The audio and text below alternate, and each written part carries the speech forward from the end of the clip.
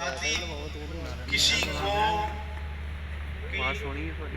पूरी रैली में किसी फर्द के हक में कोई नारा लगाने की इजाजत हरगिज नहीं थी। याद रखना, किसी की तस्वीर लहराने की इजाजत नहीं थी। जो लाए थे उनको हमने कहा नीचे करो। क्या हमारी नामूस साहबा से बड़ी है? हमारी नामूस अहले बैत से आगे है। अगर अपनी अना को कुर्बान नहीं कर सकता तो दीन के लिए क्या कुर्बानी देगा? इसलिए जब नवामी से मुकद्दसा की बात आए तो फिर सब कुछ फना कर दो, सब कुछ कुर्बान कर दो, क्योंकि हम जो कुछ भी हैं, आज अगर आप साहबजादा साहब का, मेरा, इन बुजुर्गों का एहतराम करते हैं, किसी की दस्तबोशी करते हैं, तो हमें कौन सा कमाल है? सिर्फ दीन की निस्बत से। बेशक सहाबाए किराम ने दीन को दिया और फिर दीन ने उनको लौटाया। हमें दीन ने दिया और ढेरों दिया, लेकिन वक्त आ गया है कि दीन का कर्ज चुकाओ, दीन को लौटाओ और हर एक अपना हिसाब दे। हमने कहा था पहला हिस्सा हम खुद डालेंगे, इन पर अखराजात कम थोड़े होते हैं, इसलिए उलमा मुतहर्रिक हो जाए। और ये भी याद रखें कि हम ताली नहीं करते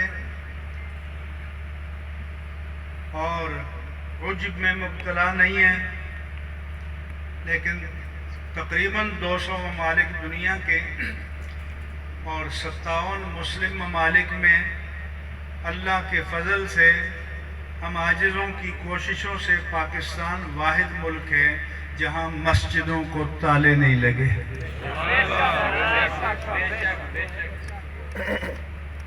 जहां मस्जिदें रमज़ान मुबारक में खुली रही। इसके लिए हमने स्ट्रगल की, बहुतों को नाराज किया।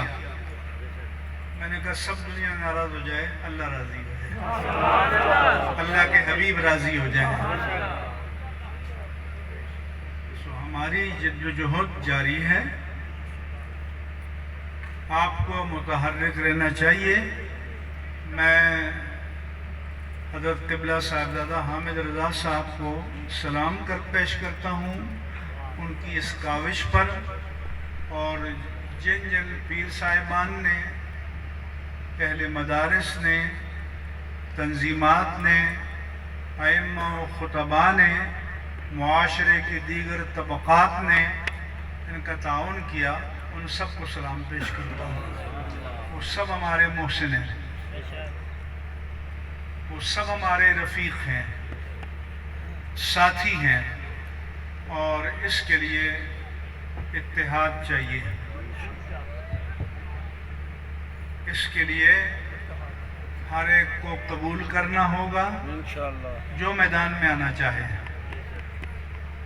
जिनके रास्ते में मसलहतें हाइल हों उनको मुबारक हो, लेकिन जो अपने दीन, अपने अकायद, अपने मुक़द्दसात के लिए मैदान में आना चाहे तो हम उनके साथ हैं। वो हमारे सरताज हैं, हर एक का एहतराम करेंगे। हमें कोई क़ियादत नहीं चाहिए, कोई सरबराही नहीं चाहिए। हम तो चाहते हैं कि जवान उलमा आगे आएँ और वो क़ियादत करें, फ्रंट पे आएँ, हम उनका ताउन करेंगे, हम उनकी पुश्तिबानी करेंगे। लेकिन 2 शर्तें हैं। एक तो ये कि वो दीन के मौक़िफ़ को विदऑल क्लैरिटी दुनिया के सामने बयान कर सके, और दूसरा ये है कि कहीं सौदा न करने, बस, और कोई शर्त नहीं। हम पीछे खड़े होने के लिए तैयार हैं। आए फ्रंट लाइन में, क़ियादत करें, मेहनत करें, सबको जमा करें, بس یہ دو شرطیں ہیں کہ ان پر پورا اترنا چاہیے. یہ بھی نہیں کہتے کہ وقت کا بڑا علامت الدہر ہو، کیونکہ قیادت کے لیے کچھ کوالٹیز چاہیے ہوتی ہیں. اللہ کے رسول صلی اللہ علیہ وآلہ وسلم نے کیا کیا تھا؟ کارخانے بنائے تھے، انڈسٹری قائم کی تھی. تو آپ نے آدم کے بیٹے کو انسان بنایا. سبحان اللہ. ایک مرتبہ ڈاکٹر کو میں ایڈریس کر رہا تھا، تو میں نے کہا کہ تم ہیومن میکینکس ہو، تم انسانی میکینک ہو، میکینیکل انجینئر ہو. کوئی پرزہ کمزور ہو جائے تو ٹائٹ کر دیتے ہو، ناکارہ ہو جائے تو ریپلیس کر دیتے ہو، اور یہ ریپیئریبل ہو تو ریپیئر کر دیتے ہو. تو میں نے کہا کہ آپ لوگ انسانیت کے میکینیکل انجینئر ہیں اور نبی انسانیت کا پروڈکشن انجینئر. سبحان اللہ. نعرہ تکبیر، اللہ اکبر.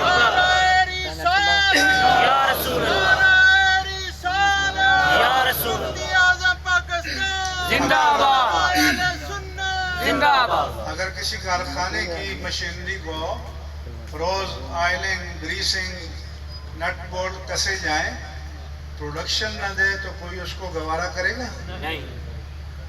تو نبی آدم کے بیٹے کو انسان بنانے آئے تھے اور فرمایا کہ خیارکم فی الجاہلیت خیارکم فی الاسلام. تم میں سے جو جاہلیت میں جس میں کوئی ٹیلنٹ تھا، کوئی جوہر تھا، کوئی کمال تھا، تو جب سے اسلام قبول کیا تو وہ ٹیلنٹ اسلام کے کام آیا. اس نے اس کو نکھار دیا، اس کی شخصیت کو نکھار دیا.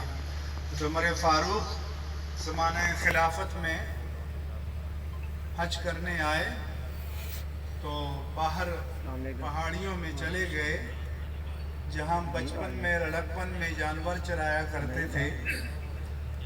تو ان کی آنکھوں میں آنسو آ گئے.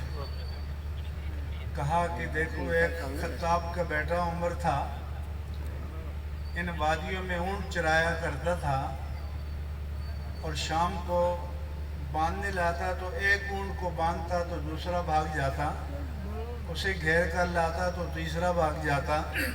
تو میرا باپ، ان کے باپ جلالی تھے خطاب، میرا باپ خطاب مجھے پیٹا کرتا کہ نالائق عمر، تجھ سے یہ 25، 30، 50، 100 اونٹ کنٹرول نہیں ہو رہے.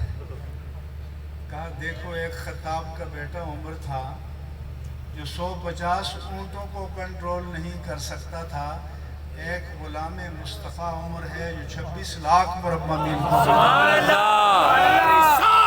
یا رسول اللہ. تو نبی نے ابو قحافہ کے بیٹے کو صدیق اکبر بنا دیا، خطاب کے بیٹے کو فاروق اعظم بنا دیا، عفان کے بیٹے کو عثمان غنی بنا دیا، ابو طالب کے بیٹے کو حیدر کرار بنا دیا. یہ نبی نے انسان تشکیل، معمار انسانیت ہوتا ہے نبی. ان کے تراشے ہوئے نمونے وہ ڈیفیکٹو ہو سکتے ہیں؟ نہیں. ان میں نقص ہو سکتا ہے؟ جن کی ایک نے کہا جی رضی اللہ ہم نہیں مانیں گے. ارے بھئی لقد رضی اللہ عن المؤمنین اذ یبایعونک تحت الشجرہ، وہ تو اسپیسیفائیڈ ہے کہ حدیبیہ میں درخت کے نیچے اے رسول جو آپ کے ہاتھ پر بیعت کر رہے تھے کم و بیش 1400، اللہ ان سے راضی ہو گیا، وہ اللہ سے راضی ہو گیا. اللہ فرماتا ہے کہ اللہ جل شانہ already pleased with him، خوش ہو گیا. یہ پاسٹ ٹینس ہے، یہ نہیں کہ اللہ فرماتا ہے میں تم سے خوش ہوں، نہیں، میں خوش ہو چکا، راضی ہو چکا. تو جن سے رب راضی ہو گیا، جن کو رب نے اپنی رضا کی ڈگری دے دی، تو جن کو اس پر تکلیف ہو تو ان کو اپنے مقدر پر رونا چاہیے۔ کیا قرآن کے سرٹیفکیٹ کو رد کیا جا سکتا ہے؟ نہیں، کیا قرآن سے ان آیات کو نکالا جا سکتا ہے؟ نہیں، تو جو قرآن کو مانتا ہے اسے تکلیف نہیں ہونی چاہیے۔ اس لیے ایک تو میں یہ کہوں گا کہ سوشل میڈیا پر اپنے علماء کی توہین نہ کرو۔ آپ کو اس سے اختلاف ہو یا اتفاق ہو، اہانت نہ کرو۔ بے شک، یہی چراغ جلیں گے تو روشنی ہوتی ہے۔ اس لیے علماء کو بھی میں کہتا ہوں کہ یہ سوشل میڈیا بیماری ہو گئی ہے اور ناقابل علاج بیماری ہو گئی ہے۔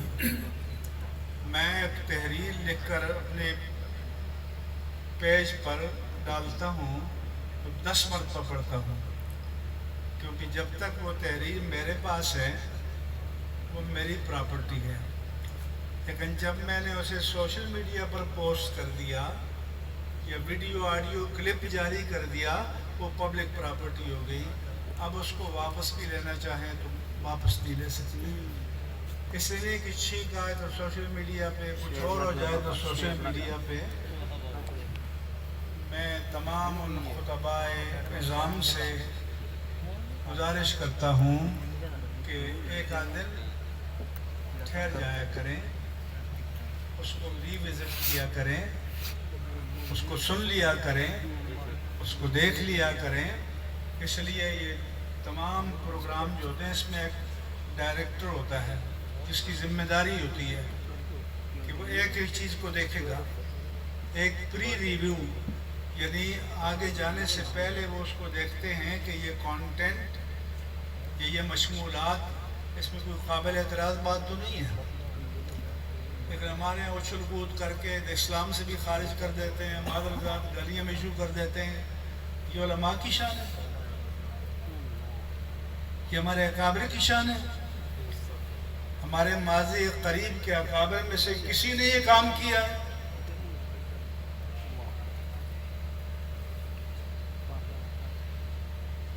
مجھے کہا نہیں، ہم ان کے ساتھ نہیں ہیں۔ میں نے کہا آپ تو اچھل کے داد دے رہے تھے، آپ میزبان تھے، آپ پر سب سے بڑی ذمہ داری عائد ہوتی ہے۔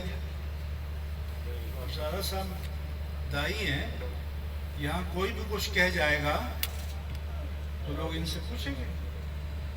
آپ اسٹیج کے نگران تھے۔ اس لیے میں سارے نوجوان علماء، اچھی بات ہے اپنے خطابات سوشل میڈیا پر دیں، اپنے فرامین جاری کریں، فرمودات جاری کریں، لیکن عجلت میں نہیں۔ ریکارڈنگ کے بعد آڈیو ہو، ویڈیو ہو، خود اطمینان سے سن لیا کریں۔